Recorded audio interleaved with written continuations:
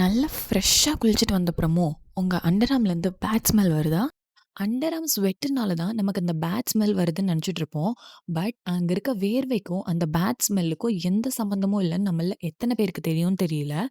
யூசுவலா 2 bacteria கொரினி bacterium and ஸ்டெஃபிலோகோகஸ் அப்படின்னு சொல்ற bacteria நம்மளோட வேர்வையோட மிக்ஸ் ஆகுறப்ப தான் அந்த பேட் ஸ்மெல் நமக்கு வருது.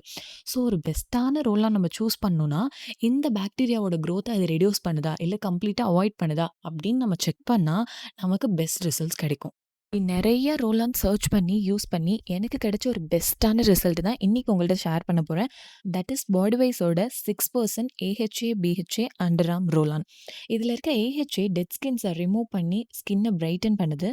அண்ட் இதுல இருக்க பிஹெச்ஏ போர்ஸ்குள்ள டீப்பா பெனட்ரேட் ஆகி அந்த பாக்டீரியாவோட குரோத்த ரெட்யூஸ் பண்ணுது.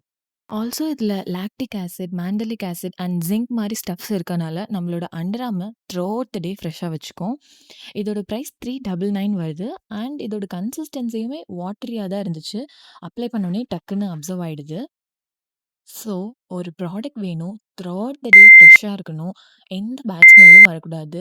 அண்ட் ஆல்சோ ஸ்கின்ன பிரைட்டனும் பண்ணணும்னு நெனச்சீங்கன்னா, பாடிவைஸ் இஸ் தி பெஸ்ட் பெர்ஃபெக்ட் சாய்ஸ்ன்னு தான் நான் சொல்லுவேன்.